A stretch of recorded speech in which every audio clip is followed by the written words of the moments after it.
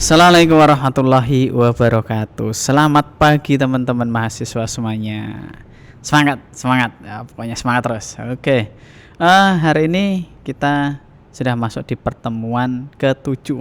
Jadi pertemuan 8 sebelum UTS. Pertemuan ke-7 ini berarti terakhir sebelum UTS. Baik, hari ini yang akan kita bahas adalah teknik penipuan dan penyalahgunaan komputer. Jadi di sistem informasi akuntansi itu kaitannya adalah dengan teknologi ya. Karena kaitannya dengan teknologi, tentunya kita harus juga waspada. Sistem informasi akuntansi itu kan membawa data dan informasi yang sangat sangat penting, apalagi di perusahaan yang dia perusahaannya sudah besar sampai go internasional. Data dan informasi itu menjadi aset yang sangat penting gitu ya. Jadi jangan sampai aset yang dianggap kita itu sebagai sebuah aset yang penting, data dan informasi itu dicuri atau terjadi kecurangan di dalam olah data sistem informasi akuntansi. Oke, seperti yang kita ketahui bahwa di dunia industri 4.0 saat ini ya, teknologi itu tidak hanya sebatas komputer ya, ada olah data input, proses, output, tapi sekarang sudah canggih, sudah sampai ada jaringan internet yang sangat luas. Jadi lini bisnis atau kegiatan aktivitas bisnis itu bisa dijalankan dan terkoneksi di antara beberapa lini yang notabene tempatnya itu tidak dalam satu tempat yang sama. Jadi di tempat yang berbeda, di wilayah yang berbeda, bisa saling berkomunikasi. Nah, komunikasi itu dipermudah dengan adanya jaringan internet. Nah, ibarat jaringan, kita lihat di sini ada jaringan internet yang ketika hampir semua orang itu bisa mengakses, tentunya ada tingkat ancaman atas keamanan jaringan komputer. Ya, ibarat kita kalau kita punya data dan informasi yang kita simpan karena terkoneksi dengan internet, bisa jadi orang lain juga bisa mengakses itu gitu kan. Nah, ada beberapa ancaman yang bisa datang dari host atau dari web yang terkompromi, atau dari firewall, atau dari hacker ya, biasanya yang paling ngeri itu dari hacker ataupun dari ancaman kompetitor. Nah, tentunya kita harus paham dulu bagaimana ancaman keamanan itu bisa terjadi di sistem kita. Seperti itu ya, setidaknya secara garis besar serangan dan penyalahgunaan komputer itu dibagi menjadi 3, yaitu serangan dan penyalahgunaan komputer ya, berarti datang ini dari seseorang yang memang dia ahlinya, hijacking atau hacker dari hacker. Kemudian yang datang dari malware atau aplikasi atau software kecil yang dibuat oleh seseorang, memang ditujukan untuk bisa merusak, menggandakan, mengganggu aktivitas komputer gitu kan.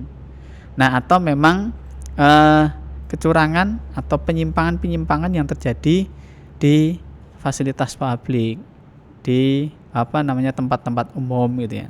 Ini dikelompokkan menjadi rekayasa sosial. Jadi ada 3 ini ancamannya: teknik penipuan dan penyalahgunaan komputer gitu ya. Nah, di hijacking itu adalah akses yang tidak sah, memodifikasi atau penggunaan sistem komputer atau perangkat elektronik lainnya.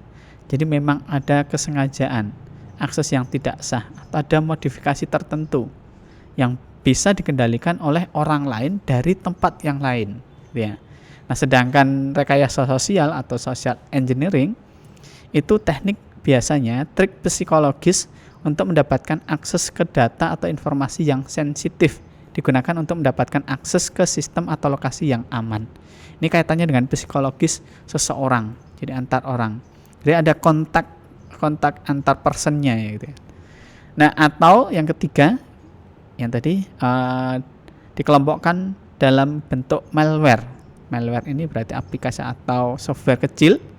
Ini setiap perangkat lunak yang dapat digunakan untuk melakukan kejahatan. Contohnya apa? Contohnya adalah yang sering dan familiar kita temui adalah virus gitu ya, virus. Nah, ini macamnya nanti banyak. Nah, kita akan bahas yang pertama berkaitan dengan hacking. Yang pertama ada hijacking. Ini adalah pengambilan kendali atas sebuah komputer untuk melakukan aktivitas terlarang. Biasanya akun, profil ataupun misalkan Facebook, Instagram atau profil yang lain di akun-akun yang lain, media sosial itu di-hacking sama seseorang, kemudian akun kita itu ditampilkan hal-hal yang tidak senonoh, misalkan ya, konten-konten yang tidak etik gitu ya. Nah, itu di-hijacking. Kemudian ada spoofing, adalah membuat komunikasi elektronik terlihat seolah orang lain yang mengirimkannya untuk memperoleh kepercayaan dari penerima.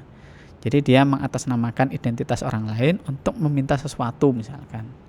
Kemudian ada pemecahan kata sandi. Ini memasuki pertahanan sebuah sistem, mencuri file yang memuat kata sandi valid, kemudian mendeskripsikannya dan menggunakannya untuk mendapatkan akses atau program, file dan data, membobol password ya. Dan spamming adalah secara bersamaan mengirim pesan yang diminta ke banyak orang pada saat yang bersamaan. Kayak seperti di SMS ya, nanti ada juga di ini. Papa, mama minta pulsa misalkan di sini. Itu salah satu bentuk spamming ya. Kemudian ada impersonation. Ini adalah berpura-pura menjadi pengguna yang sah untuk mengakses sebuah sistem. Hal ini terjadi ketika pelaku mengetahui ID dan password pengguna. Ada juga word dialing, program sebuah komputer untuk menghubungi ribuan sambungan telepon guna mencari dial up modemnya. Kemudian para hacker ini membobol masuk ke dalam PC yang tersambung dan modem yang mengakses jaringan yang terhubung pakai dial up ini. Dia akan mencuri data atau membobol keamanan dari pengguna user ya. Lanjutnya ada serangan zero day, kemudian ada serangan man in the middle, ada serangan limpahan buffer, ada serangan injeksi ya.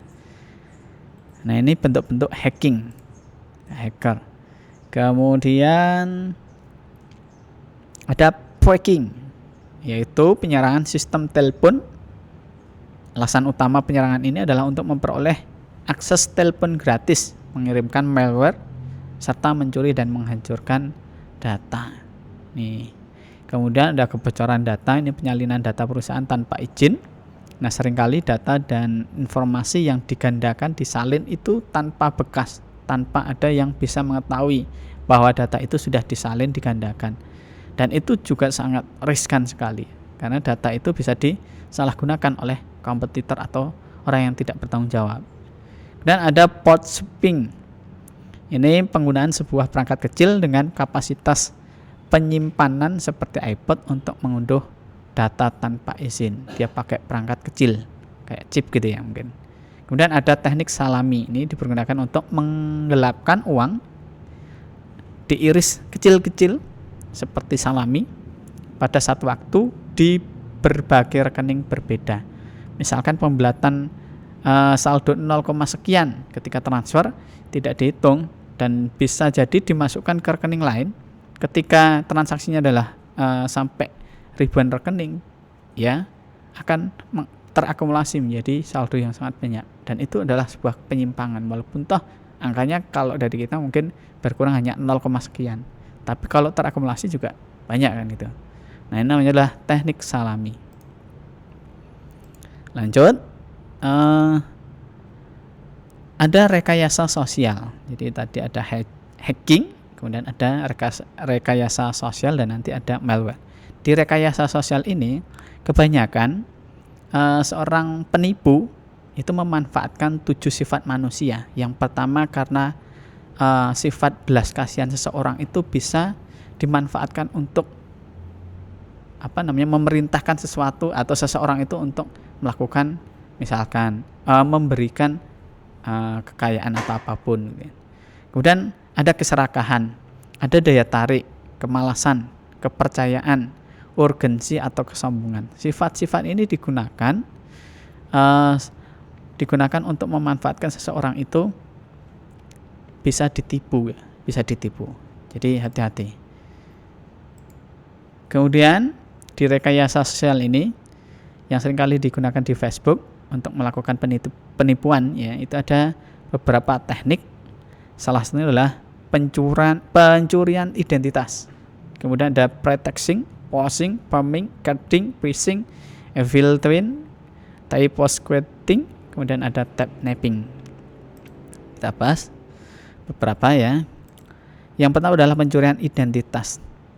Ini mengambil identitas seseorang biasanya untuk keuntungan ekonomi dengan mendapatkan dan menggunakan informasi ilegal seperti nomor rekening atau kartu kredit. Hati-hati. Jadi jangan sembarangan memberikan nomor rekening atau nomor kartu kredit ke orang lain. Ini adalah privasi ya, privasi kita. Hati-hati. Kemudian ada carding. Berbelanja menggunakan nomor dan identitas kartu kredit orang lain yang diperoleh secara ilegal, biasanya dengan mencuri data di internet. Ya, data kita bisa dicuri, identitas kartu dan nomor kita itu oleh orang lain kemudian digunakan untuk transaksi mereka. Nah, ini sangat canggih juga. Kemudian ada Dam Lob Lebanon. Ini teknik pelaku dalam menyisipkan katup ke dalam mesin ATM. Jadi pernah kita dapat berita ya, di mesin ATM itu ditutup atau diganjal di lubang masuk kartu itu. Nah, ketika kartu transaksi selesai, kartu akan keluar, tidak bisa. Nah, di belakang ada orang yang mencoba untuk membantu. Nah, pada saat itu mereka akan menukar kartu kita. Nah, itu hati-hati ya. Itu biasanya jadi di mesin-mesin ATM yang umum ya, banyak ya, yang tidak, biasanya kan ada satu ruangan hanya masuk satu orang. Itu biasanya terjadi di mesin-mesin ATM. Skimming adalah teknik penggesekan ganda kartu kredit pada terminal yang sah atau menggesekkan kartu secara diam-diam pada pembaca kartu yang kecil. Jadi kartu kreditnya digesek pada alat yang lain yang tidak sah. Nah, data itu nanti dicuri, kemudian digunakan untuk transaksi kartu kreditnya. Namanya skimming. Lanjut ada chipping. Ini adalah berpura-pura sebagai seorang jasa ahli dan menanamkan chip kecil untuk merekam data transaksi pada sebuah pembaca kartu.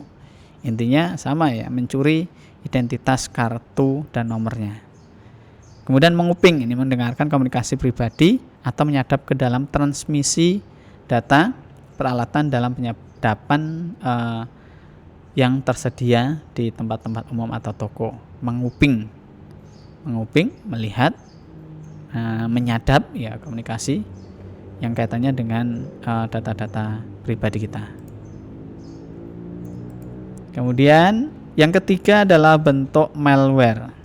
Ini segala perangkat lunak yang digunakan untuk membahayakan si user, terutama di perangkat lunak dan kerasnya komputer yang kita pakai ya. Malware ini bersifat konstan, berkelanjutan, serta berdampak mahal terhadap biayanya. Ini ada sistem Heartland Payment, adalah korban salah satu dari pelanggaran keamanan di Amerika Serikat. Ini ada 130 jutaan nomor kartu kredit itu dicuri. Kemudian Heartland itu harus menanggung kerugian untuk biaya hukum dan denda itu 12,6 juta dolar US dollar. Nah, ya harus bertanggung jawab atas data 130 juta nomor kartu kredit itu ya. Kemudian dari bentuk malware ini ada virus, adware, dialer, kemudian backdoor, keylogger, ada outros, spyware, ada gusanos ya. Nah, yang sering kita jumpai itu adalah virus dan trojan ya, sering kali. Setiap kita masukkan data atau nyolok flash disk dari tempat umum ya, misalnya dari rental, itu sering kali terjangkit virus.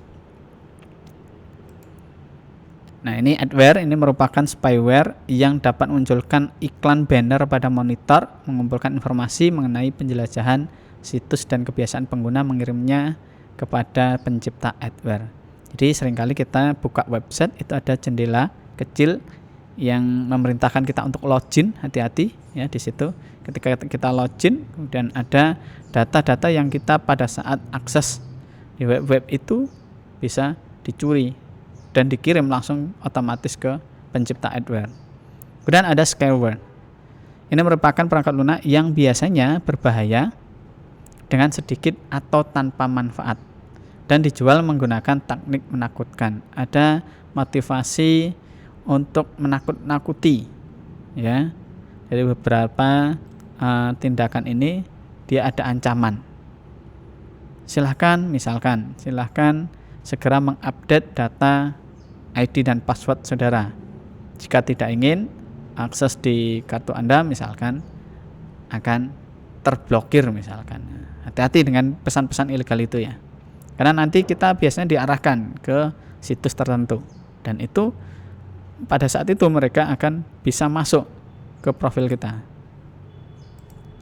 Kemudian ada Trojan. Ini jenis virus yang menyamar sebagai berkas lain yang aman. Misalnya Trojan ini bisa mengakumulasi dirinya itu seperti seperti Word ya, file Word, Excel, PDF atau yang lain sebagainya. Nah, kita kira itu adalah file-file Word kita. Ketika kita buka ternyata Trojan. Nah, sifatnya Trojan ini dia akan merusak data file kita. Kemudian virus, program aplikasi yang dapat menggandakan dirinya. Jadi ketika kita transfer data, dia juga ikut menggandakan bisa sampai 2, 3, sampai 4 kalinya. Nah, sehingga bisa jadi storage kita itu penuh sehingga tidak bisa loading. Nah, Windows kita macet, hati-hati. Ada worm, ini sifatnya sama atau cacing komputer ya. Maksudnya ini adalah sebutan untuk sebuah program yang menyebarkan dirinya di dalam banyak komputer dengan menggandakan dirinya dalam memori setiap komputer yang terinfeksi. Ini hampir sama dengan virus yang tadi. Oke, lanjut. Oke. Itu dari beberapa teknik penipuan yang terjadi di dunia maya komputer kita. Nah, yang menjadi titik pentingnya kita memahami bagaimana teknik-teknik itu terjadi di luaran sana. Nah, motifnya adalah mereka yang melakukan penipuan atau fraud kecurangan itu tentunya ada motif. Yang pertama biasanya adalah motif ekonomi. Jadi mereka pengen mengambil keuntungan. Itu yang pasti. Nah, artinya kita juga harus waspada ya. Nah, kemudian bisa jadi karena ada faktor politik, ancaman, kemudian ada faktor-faktor dorongan tertentu, ketidakpuasan dan lain sebagainya. Faktornya sangat banyak ya. Nah, bagaimana mencegahnya? Yang pertama bisa jadi kalau kita punya akun identitas, seringkali kita harus mengubah ID dan password kita secara berkala. Itu yang penting. Yang kedua, jangan sembarangan untuk mengasih atau memberikan informasi ID dan password kita itu ke orang lain. Walaupun toh orang-orang yang kita kasih itu terpercaya. Hati-hati ya, seperti itu. Nah, kemudian sering kita harus memberikan sistem pengamanan terhadap komputer kita sendiri. Contohnya kita menginstal antivirus seperti itu ya. Baik, saya kira itu yang harus kita perhatikan. Kita paham tekniknya, kita juga harus waspada dan melakukan pencegahan atas penipuan yang terjadi di dunia komputer. Seperti itu, terima kasih. Saya akhiri. Assalamualaikum warahmatullahi wabarakatuh.